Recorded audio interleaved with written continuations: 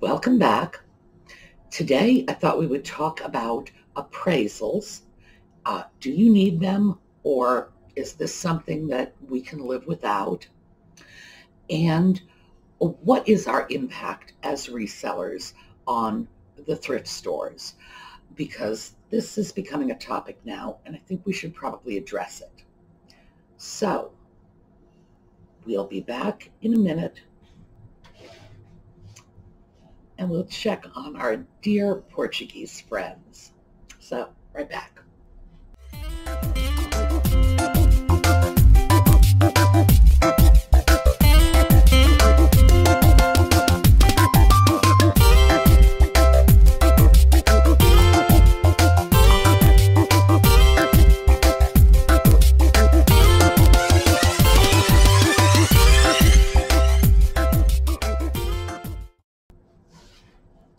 Okay, how about another quickie from Senor de Fonseca and Senor Carolino? Found an interesting one. If you will recall, I mentioned that they are translating based on an English-French dictionary and a French-Portuguese dictionary. They don't have direct English-Portuguese translations. So, I guess they were inspired, and this passage is called The French Language. Do you study? Yes, sir. I attempts to translate of French by Portuguese. Then you learn the French language? You do well. The French language becomes us all days too much necessary. What books have you there? It is a grammar and a vocabulary. Do you know already the principal grammar's rules? I am a plead myself at to learn its by heart. What works do you translate thither? It is a collection of choice pieces in prose. Don't you yet read the poets? The poems are yet too difficult by me.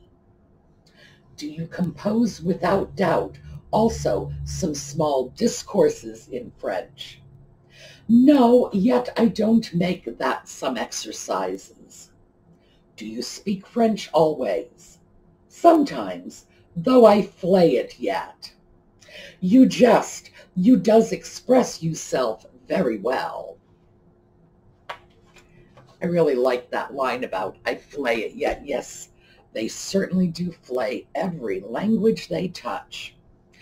That book, by the way, English as She Is Spoke, I checked, and Amazon has many copies, and I believe they start off at about $3. It's in the public domain, has been for many years, and a number of people have found it entertaining and have reprinted it.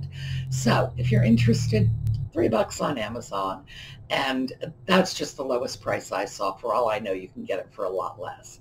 And as I say, many, many different publishers. So let's get a little bit of business done before we get into anything else. Beatrice Thomas. She is one of the winners of our Tidbit tray. We need to hear from you so that you can collect your little tea caddy. The Katani plates. This is the copy of the Tidbit tray I made for Jocelyn to celebrate 100,000 subscribers. This contest is still going on, and it's a shame that the camera doesn't pick up the way this piece glitters. It's got a lot of gilding on the plates, and it really does sparkle in person.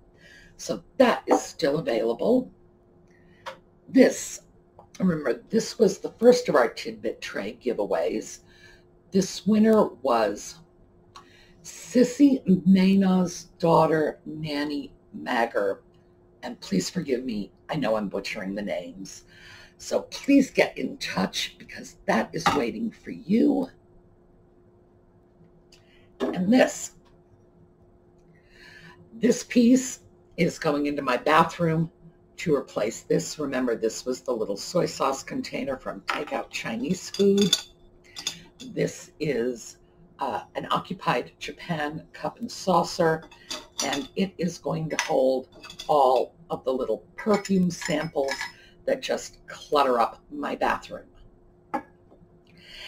And we will get onto that later when we talk about the thrift stores, because that was one of the pieces that, in fact, I brought it out specifically because it was one of the pieces from a local thrift store that has been raising its prices precipitously lately. So before we do that, let's talk about appraisals. I get a lot of questions about this. You know, I do not do appraisals. Jocelyn does not do appraisals. I don't honestly have the time for it. A good appraisal is a very time-consuming process. It's why they're so expensive, because a great deal of research is involved in appraising an item. It's a great responsibility. It has to be done properly, and you have to be willing to stand by the appraisal. And I know a lot of people have said, but there are services out there and they'll do your appraisal for like $50, and if your item isn't worth $50, they'll give you the $50 back. It's like, yeah, but you know, who decides if your item is worth $50? That's my first question. And no one can appraise anything. I would not trust a $50 appraisal. That's got to be the McDonald's of appraisals. And a $50 appraisal, a $60 appraisal, a $70 appraisal is not going to have the sort of research that you really need to have a useful appraisal. So let's talk about how we approach appraisals in general. First of all, there are very few things that are worth appraising. No. If you have an item that you believe is worth an appraisal, that means you believe the item is worth at least $200. The reason for that is any decent appraisal is going to cost you at least $100. And why would you spend $100 to appraise a piece that's worth $100? You just lost everything right there.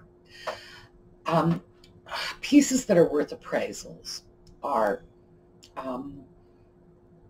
fine arts, paintings.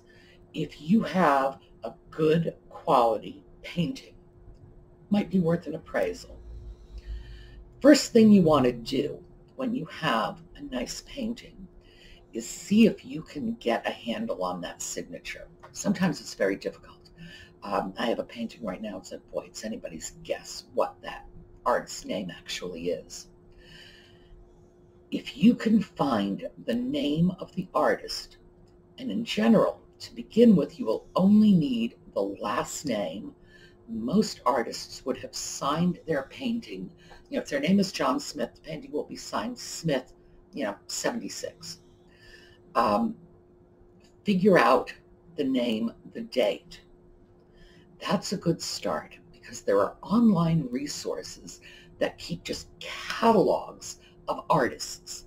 They will have name after name after name, and they will often have examples of that artist's work. So it will help you to narrow things down. You may hit a point where you might want to subscribe to one of these services. It's a lot cheaper than an appraisal. You will subscribe to their little site for $10 a month or whatever. If you have the name of your artist and a rough idea of whenever he or she was painting, it might be worth it. It's definitely a way to go, because that $10 and doing the research yourself is going to be a lot better than going off and finding someone to do it for you. They're going to charge you a lot more money. But what happens when that doesn't work and you need to find someone to do it for you? That's when you want to look locally at art restorationists, art appraisers, your local universities. You want someone who specializes in art appraisal. In fact, If you have a very valuable painting, you may need to move down the line a little. In other words, not just your local art restorationist. You may need to take a look at somebody who specializes in 17th century Flemish landscapes. But this will evolve as your search evolves. If you have a good quality piece, snap some photos. Just email the photos to your local art appraiser, your local art restorationist, and ask them point blank, is this worth pursuing an appraisal for the piece? Most of them will tell you honestly if it is or is not. Most art appraisers are in it for the art. They love what they do. They'll look at a piece and they will just say, I'm sorry, it's just not worth the cost of an appraisal. Or they will say, yes, I think this is a good quality piece and it will be worth it. If you don't have art appraisers or art restorationists locally, that's where the college and universities come in. They will have art departments. The people in those art departments have doctorates in applied arts. They will have specialized in some area of painting, sculpture, whatever. That's your next resource. Send your little snapshots to them in email. Can you do an appraisal? Do you know someone who can? Can you put me in touch with someone? Usually one of those resources will pan out for you. But if it's not fine art, let's say, for example, it's a piece of pottery or something. A vase. Okay, we're going to stick with that. We have our little mythical vase. You don't know anything about it. It's not marked. One of the easiest ways to figure out what it is worth in the real world is to list that vase at auction on eBay. Well, you're saying to yourself, but I don't want to sell it. That's okay. Cancel the auction after 5 or 6 days. Take a look at the bids you've gotten. That is probably going to be a reasonable evaluation of the worth of your piece. That's what the market has been willing to pay for it. The fact is that very little of what we own is appraisal worthy unless, we're Rockefellers or something. Are the Rockefellers still considered like the rich folks? Gates, unless we're Bill Gates, most of what we own is not going to be worth an appraisal. I look around here and I have a lot of antiques, and I can't think of even half a dozen items I have that I would say would justify an appraisal. And of that perhaps half a dozen items, it's virtually all art. It's paintings. Jewelry. This is an easy one. Jewelry is something you can take to your local jeweler and say, ballpark, what is this worth? And they'll usually tell you right off the top of their head. If it sounds like it's starting to be worth some money, ask them if it's worth a full-blown appraisal. They'll tell you. Their job is to sell jewelry, but most of them usually buy jewelry as well. Consequently, they're very open to this sort of discussion with their customers. Ask, what do you think this watch is worth? Do you think this watch is worth an appraisal? Very easy. The worst thing that's going to happen to you is they're going to say, no, it's not worth very much. Let's face it, if they make you a lowball offer on the piece, you can just walk away, So it's not as if they can take advantage of you in that sense. Antique furniture is another area where appraisals are often justified. But as we've already said, antique furniture is items that are over 100 years old. In general, at this point, we're going back to the early 20th century. In general, unless it's a very spectacular piece, and we know what those are, let's face it, 1920s, we're looking at the Art Deco or Art Nouveau pieces.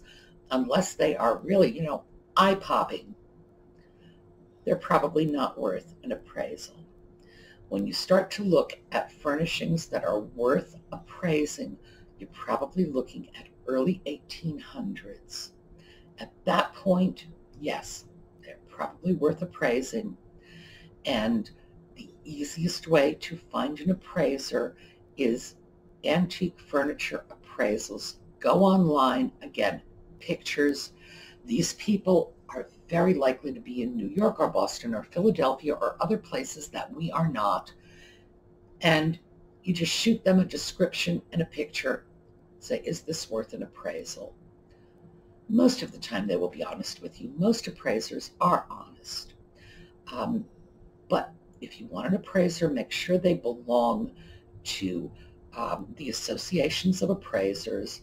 If you're actually going to send them your items, make sure they're licensed and bonded and all that. But we appraise anything for $50, walk away. That alone really needs to be telling you, the value of the appraisals. So if you have something that's worth an appraisal, it's worth getting it done right. Having said that, I don't do appraisals. People send me pictures, a lot of pictures. Most of the time, I just don't even have time to look at them. Once in a while, I'll look at something and say, okay, I got 30 seconds. I know what this is. I'll shoot it out. Other than that, I'm sorry. It's not what I do. And I usually don't even respond because there are so many of them and I just do not have the time. So if you really feel you need this, my best efforts for you are to point you in a better direction than me, because I don't do this. So if you need the appraisal, remember, start with Google Images, try to find out whatever you can find on your own. You throw in the general item description terms and then narrow it down. Start looking at the pictures that come up. When you find similar pictures, take a look at them. Use their descriptive terms to see if you can find hits that are closer to your piece. eBay, sold listings, that's what's going to tell you the value of an item. And then if you really want to go for a professional appraisal, remember, licensed, bonded, insured, belonging to all of the appropriate organizations. There are several American appraisal associations, professional associations. Take a good hard look. Do not take the McDonald's approach. In this case, you will really just be getting what you pay for. So let's take a look now at resellers and the thrift store market. Well, this little piece, remember this is replacing. This was an occupied Japan cup and saucer bought for $8 at Community Aid. This is another piece. $25 Community Aid. Modern, not antique. This is the cabbage pattern, sometimes called the bok choy pattern. It is considered in the rose medallion family. I know. Where is our peony? Where is our pink? The French did it. I quickly dug out two cabbage patch. I can't believe I almost said that. Two cabbage pattern plates.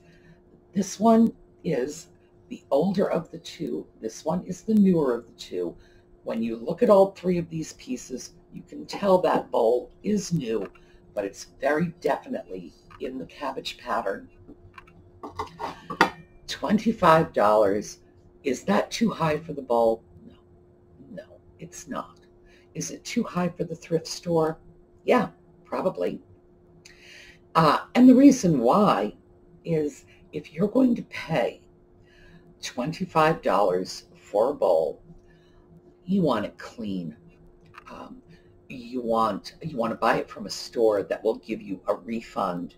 If you start to get into the range of paying close to full retail for a piece, you want full retail services. And that seems to be the problem that we're seeing with thrift stores lately. It's almost like they are moving against the reseller market. Well, as resellers, we've always been part of their market, always. I can remember going to thrift stores with my grandmother in the 1950s when I was a little girl. My grandmother was not a reseller, but she was not a person who needed to be shopping in thrift stores. She went in there because she was a bargain hunter. It's always going to be the case. And do they have the right to ask you for a financial statement when you walk through their doors? No, of course not. They're open to the public. Their mission is to provide services to low-income people, people with disabilities, etc. But keep in mind, the $8 I paid for this does, in fact, go into their pocket. They are free to use it as they see fit. So what happens when they start to declare war on resellers and they start to say, well, we have half price off day, but it's not for you because you're a reseller? Well, for starters, I'm not sure they can legally do that. If you're open to the public, I do not believe you can just go through and discriminate and say our discounts apply to you but not you. I'm not sure about that. Are we in danger? Well, for starters, we don't have to buy from them if we don't want to. If they price their items beyond the scope of what the low-income shoppers can afford and beyond the scope of what the resellers are willing to pay, they are only hurting themselves, because who else is left to buy their goods? And we don't get this over on Sue Me very much, but I do see this quite a bit over on Crazy Lamp Lady when people will write in and say, you know, when you shop at thrift stores, you're stealing from the poor. No, not at all. Okay, and this is a good example. All right, here we have a $25 Chinese bowl. I do not believe there is a single poor person on the planet who truly needs a $25 Chinese bowl. Maybe I'm wrong. Maybe someone really does need that. But I know that from my own experience, if you are in a thrift store and you are buying based on the items you need, you are not going to look at a bowl that is simply going to be a decorative object in your home. This is not the sort of thing you're going to serve pasta in. I don't know if I would go so far as to say it's not safe for food use. I will go so far as to say I would not serve food out of this. So it's a decorative object. A lot of what we get, this Occupied Japan cup and saucer, decorative object. Most of what the thrifters are buying are art objects, decorative objects. I know some people are buying clothing, and they'll go in and they'll look for designer brands and labels. And that's not something I'm into, but you know, they know what they're doing. They go in, they buy the clothing. And I guess my question to the thrift store is, what do you care who buys it? You're making money. But the issue that we start to look at is what happens when they start to raise the prices because they want to compete head on with the reseller. Well, I'm not sure how or why they're doing that, because they really can't compete with the reseller. When I buy something in a thrift store and I turn it around and sell it, I have cleaned it. I have identified it. I have photographed it. I have presented it for sale. I am packing and shipping, and I have my personal reputation behind it, which means if it turns out that that item is not what I said it is, of course I'm going to give you your money back. Thrift stores do not give you your money back. So I am not offering my goods for sale in the same way they are. I'm offering a great deal more because, like I say, clean, neat. It's going to be, I'm going to have checked it for flaws or damage. If there is any damage, I'm going to make sure I point it out. If there are any problems with the sale, I'm going to give people their money back. We are not talking about the same services. And is the thrift store justified in charging full retail if they are not offering full retail services? No. But do we have to worry about it? No, because the market will settle that all by itself. You cannot charge, what was it Jocelyn saw recently, a set of lamps for $200. You cannot charge $200 for lamps that are dirty and crusty and, whatever, because people are not going to buy it. And those lamps are going to sit there. And eventually the thrift store is going to have to lower the price. The market will do that. But do we hurt them by going through their stock and picking out the things we like?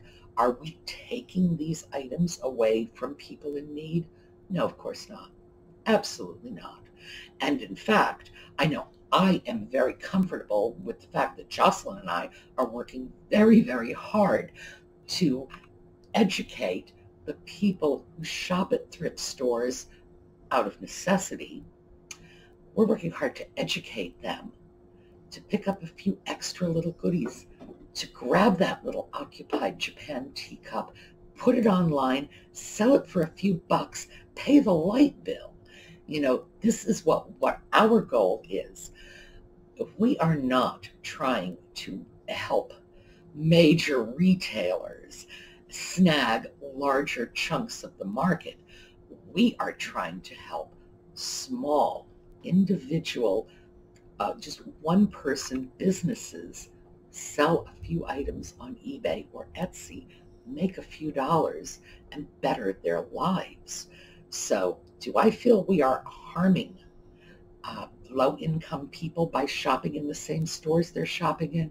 No, I do not for an instant. I feel that we are doing what we intend to do, which is showing those buyers how to grab a few extra pieces on the cheap and flip them for a profit, because we know how much this little bit of profit is going to mean. So that's my take on this whole, war with resellers. The thrift stores are fighting the wrong enemy. It's not us. We are not a danger to them. So, before I go, I want to show you a couple of pictures of some of our pen winners, because I did get a couple of pictures back from penners. So here you go on that.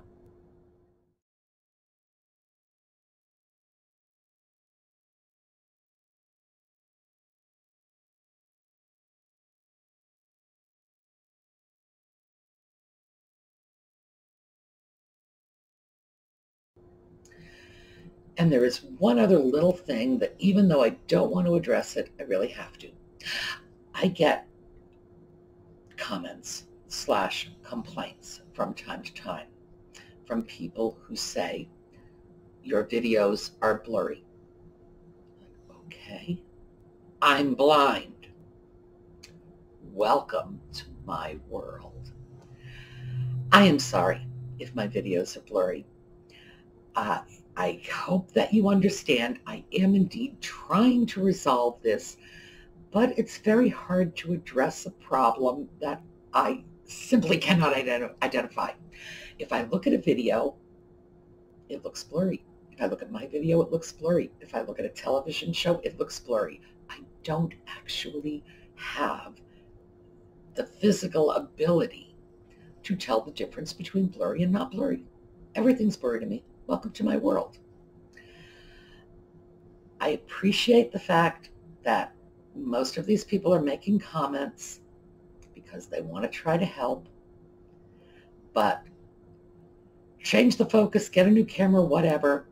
You know what? At the end of the day, I'm still blind, and you're still watching a video produced by a blind woman, which means there's only just so much I can do. I will do my best. I doubt it's ever going to be perfect because I wouldn't know perfect if I tripped over it. It all looks blurry to me. So my suggestion is, let's just take it for what it is. I'm with you 3 mornings a week. We're having coffee together. So just accept the fact that I'm doing the best I can. And maybe, you just walk into my world for a bit. Yeah, it's blurry. You can turn off the video. Your life goes back to normal. I turn off the video. Mine doesn't. It's still blurry. I'm giving you the best I can. So, have a great week. I will see you all on Saturday. And on Sunday, we are announcing the winner of this Tidbit tray. We are hoping to hear from the winner on this and the winner on this sometime within the next week or so. All right. Have a great day. See you next week.